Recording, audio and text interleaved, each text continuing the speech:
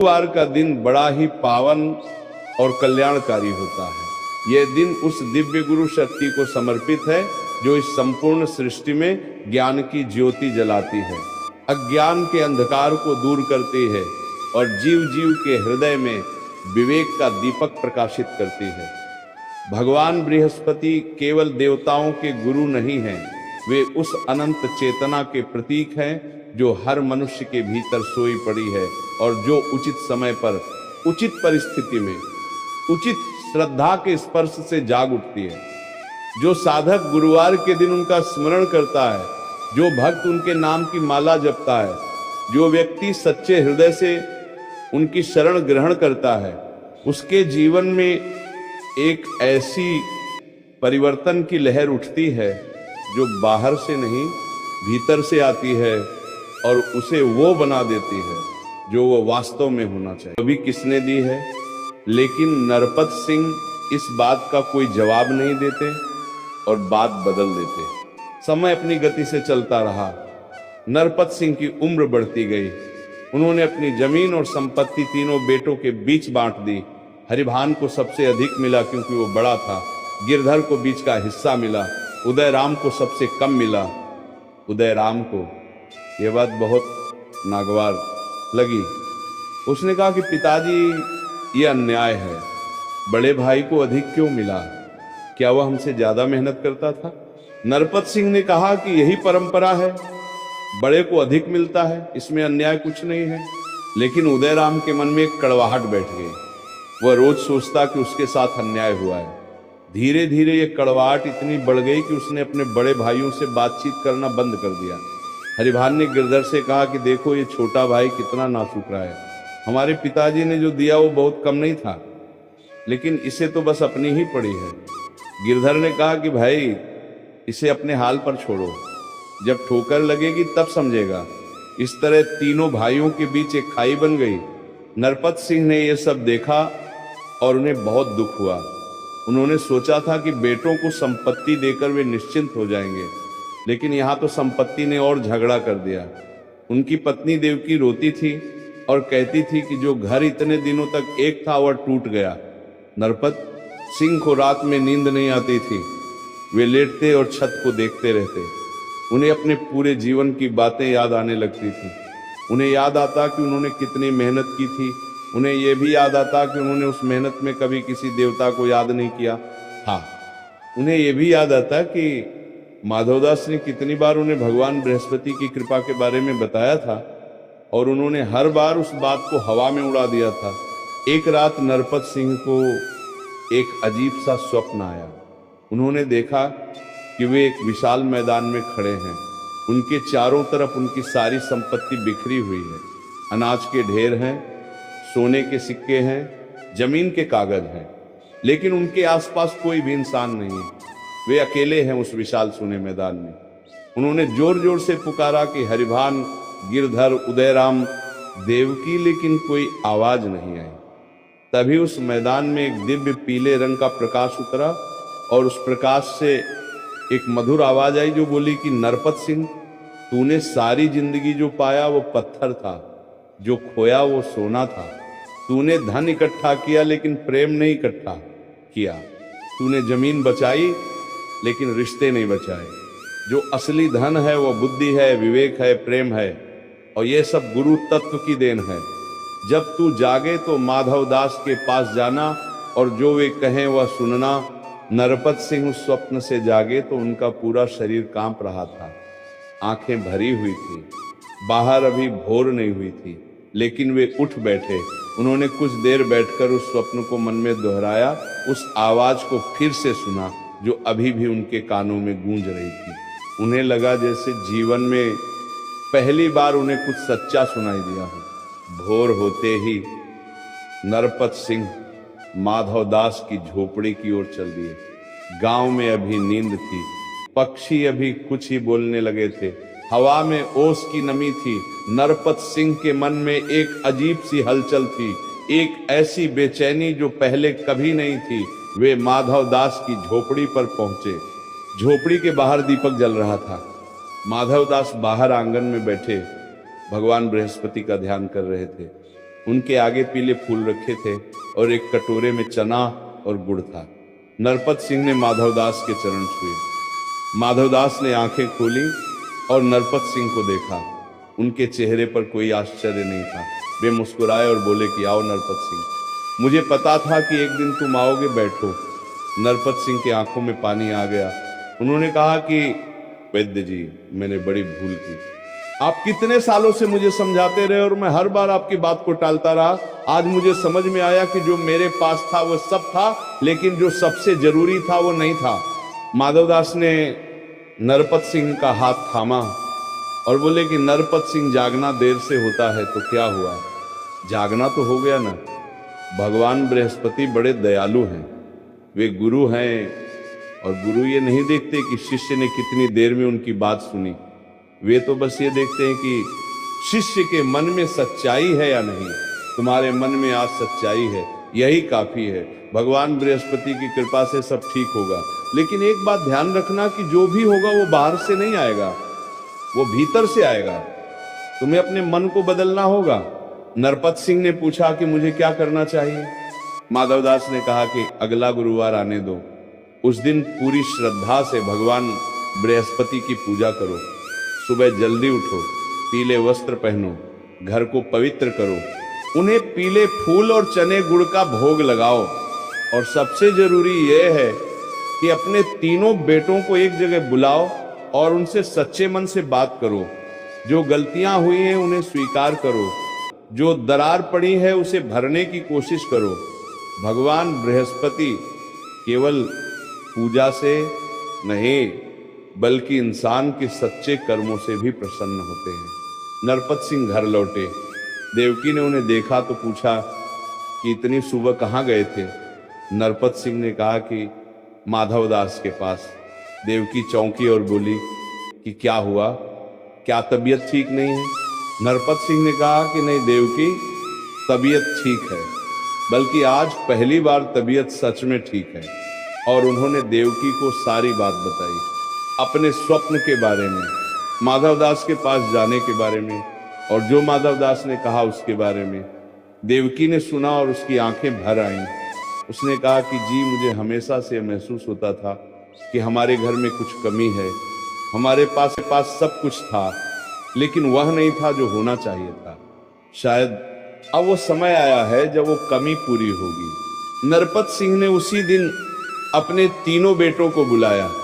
हरिभान और गिरधर आए। उदयराम को भेजना पड़ा क्योंकि वह अभी भी मान मुटाव में बैठा था। जब तीनों एक कमरे में बैठे तो पहले कुछ देर चुप्पी रही।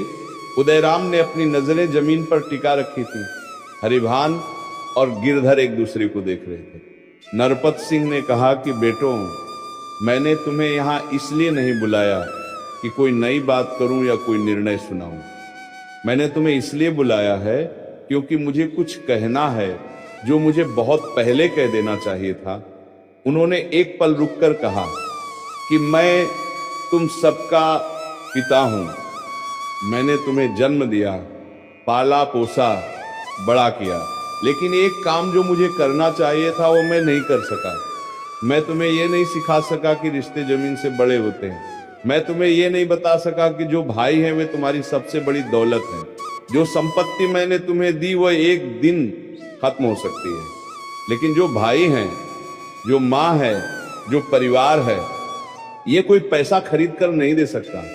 मुझसे ये भूल हुई और मैं इसके लिए तुम सबसे माफी मांगता हूँ। हरिभान ये सुनकर स्तब्ध रह गया। उसने इससे पहले कभी अपने पिता को इस तरह बात करते नहीं सुना था। गिरधर की आंखें भर आईं। उदयराम ने नजर उठाई और अपने पिता को देखा। पिता के चेहरे पर वह रोब और कठोरता नहीं थी जो हमेशा रहती थी। वहां एक अलग ही भाव था। इस तरह की विविधति वरागित राखों का कोल में हमने उनकी को एक विनम्रता थी, एक सच्चाई थी। उदयराम उठा और पिता के पास जाकर उनके पांव पकड़ लिए। उसने कहा कि पिताजी, गलती मेरी भी थी। मैं संपत्ति के लिए इतना अंधा हो गया था कि मुझे ये भी नहीं दिखा कि आपने मुझे जो दिया वो भी कम नहीं था। मैंने अपने भाइयों से झगड़ा किया, परिवार को दुखी किया, ये मेरी गलती है। हरिभान ने उदयराम का हाथ थामा और कहा कि भाई, हम दोनों ने भी तुम्हारे साथ न्याय नहीं किया। हम बड़े थे, हमें समझकर चलना था। गिरधर ने तीनों को देखा और उसकी आंखों से आंसू बहने लगे। उसने कहा कि क्या हम फिर से एक हो सकते हैं, वैसे जैसे बचपन में थे। देवकी जो दरवाजे की ओर से ये सब देख रही थी, वो भीतर आ गई। उसने तीनों बेटों को एक साथ गले लगाया और बोली कि बेटों, ये घर तभी घर था जब तुम तीनों एक थे, और ये घर अब फिर से घर बनेगा। उस रात उस घर में बहुत दिनों के बाद पूरा परिवार एक साथ बैठकर खाने की बात हुई। देवकी ने खाना बनाया और सबने साथ बैठकर खाया। खाते समय कोई बात नहीं हुई, शब्दों की जरूरत नहीं थी। उस मौन में ही एक ऐसी बात थी जो कोई भी शब्द नहीं कह सकता था। अगला गुरुवार आया। नरपत सिंह सुबह सबसे पहले उठे। उन्होंने स्नान किया और पीले कपड़े पहने। देवकी ने भी पीले वस्त्र पहने और घर की सफाई की। आंगन में गंगा जल का छिड़काव किया। हरिभान ने बाजार से पीले फूल और केले लाए। गिरधर ने घी का दीपक तैयार किया। उदयराम ने चना और गुड़ का प्रसाद बनाया। माधवदास को बुलाया गया।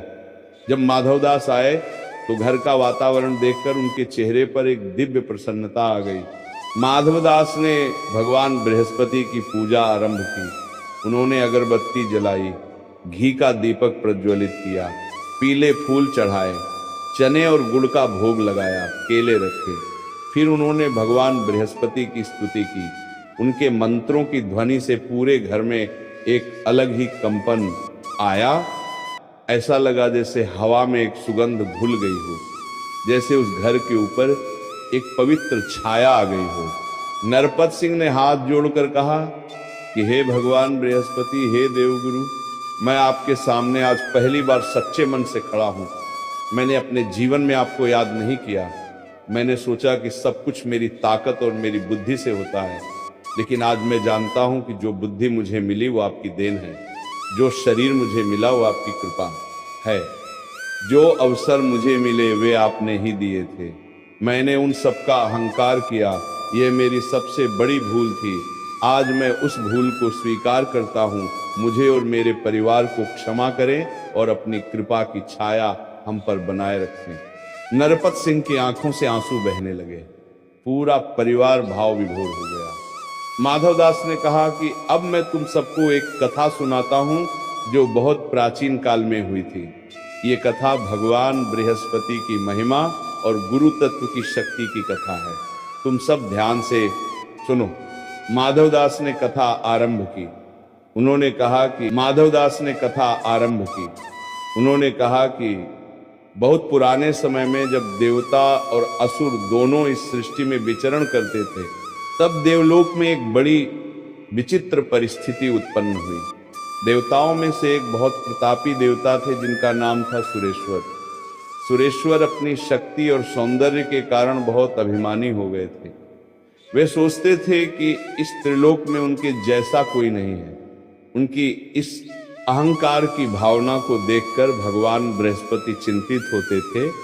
वे जानते थे कि अहंकार सबसे बड़ा शत्रु है। अहंकार वह आग है जो इंसान को भीतर से जलाती है और उसे पता भी नहीं चलता। भगवान बृहस्पति ने सुरेश्वर को समझाने की कोशिश की। उन्होंने कहा कि सुरेश्वर, ये शक्ति और ये सौंदर्य जो तुम्हारे पास है, ये ईश्वर की देन है। इसका अभिमान करना उचित नहीं है। जो जितना ऊंचा उठता है उसे उतना ही विनम्र रहना चाहिए। लेकिन सुरेश्वर ने गुरु की बात को सुना जरूर, लेकिन मन से नहीं माना। उसने सोचा कि गुरुदेव बहुत सावधान रहने वाले हैं, जरूरत से ज्यादा सोचते हैं, मुझे किसी से क्या डर। एक बार देवलोक में एक उत्सव था। उस उत्सव में देवता, ऋषि, गंधर्व सभी उपस्थित थे। सभी ने भगवान बृहस्पति को मध्य में बिठाया और उनका सम्मान किया। सुरेश्वर वहां उपस्थित था, लेकिन जब उसकी बारी आई तो उसने भगवान बृहस्पति के सामने सिर नहीं झुकाया। उसने केवल हाथ हिला दिए, जैसे किसी साधारण परिचित को अभिवादन किया जाता है। सभा में सन्नाटा छा गया। सभी ने देखा और सभी को आश्चर्य हुआ। भगवान बृहस्पति ने कुछ नहीं कहा। उनके चेहरे पर कोई क्रोध नहीं था। वे मुस्कुराए और उत्सव में भाग लेते रहे। लेकिन उस दिन के बाद से धीरे धीरे सुरेश्वर की शक्ति कम होने लगी। उसके सौंदर्य में एक मलिनता आने लगी, उसके निर्णय गलत होने लगे।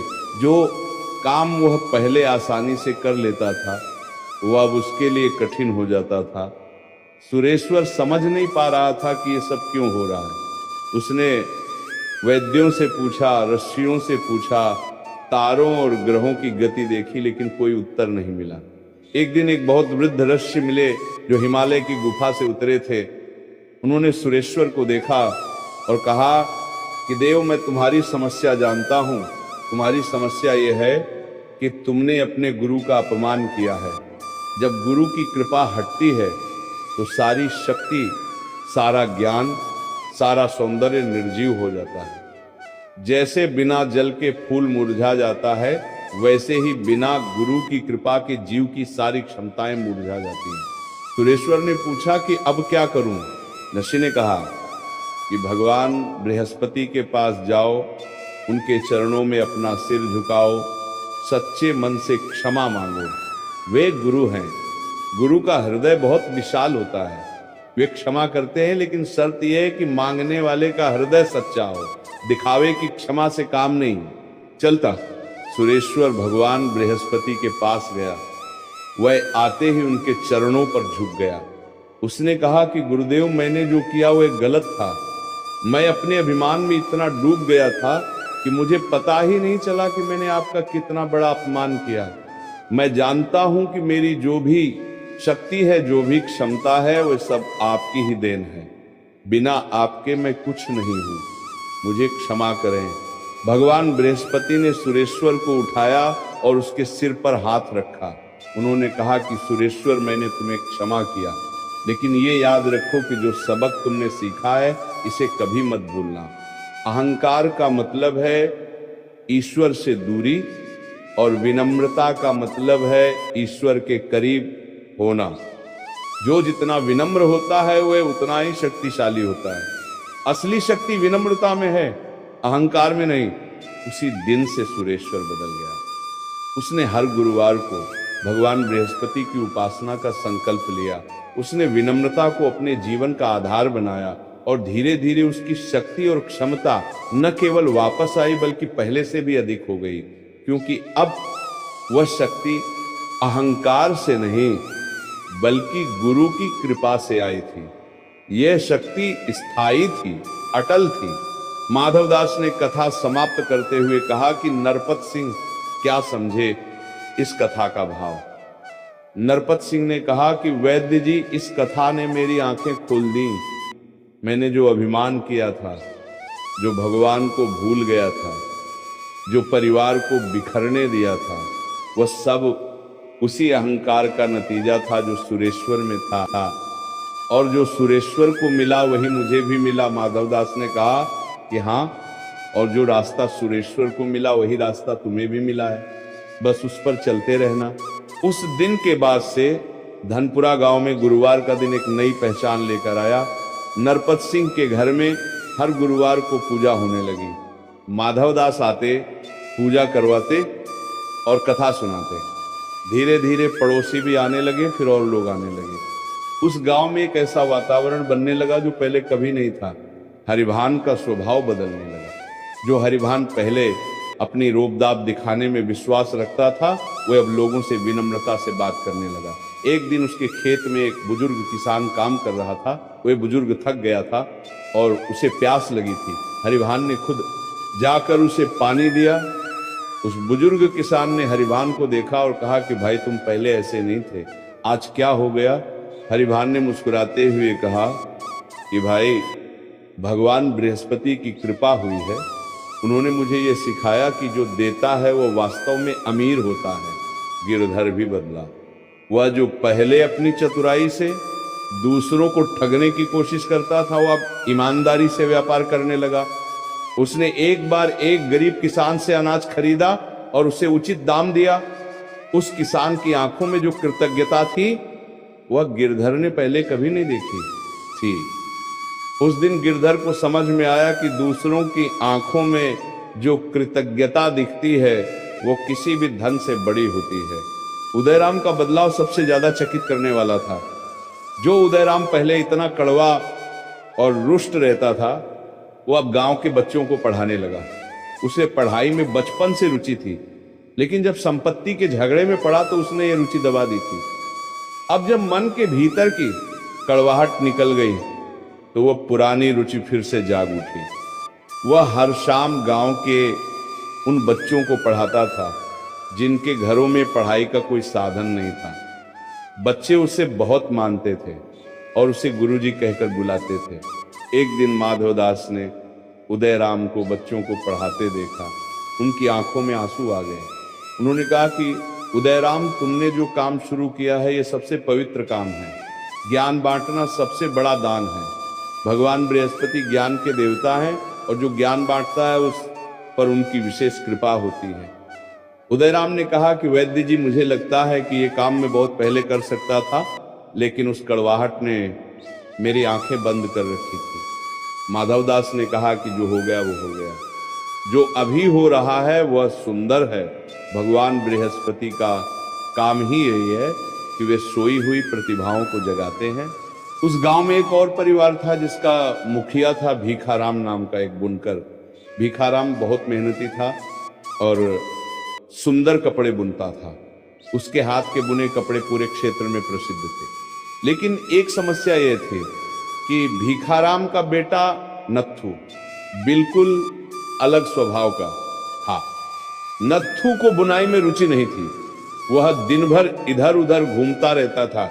भीखाराम उसे बुनाई सिखाने की कोशिश करता, लेकिन नत्थू कहता कि यह काम मेरे बस का नहीं है। मैं कुछ और करना चाहता हूं, लेकिन क्या करना है ये मुझे पता नहीं। भीखाराम बहुत परेशान था। उसकी पत्नी मनकी भी दुखी रहती थी। उसने एक दिन नरपत सिंह से ये बात बताई। नरपत सिंह ने कहा कि भीखाराम भाई, तुम गुरुवार को हमारे यहाँ आओ, माधवदास जी की कथा सुनो और नत्थू को भी लाओ। माधवदास जी बहुत अनुभवी हैं।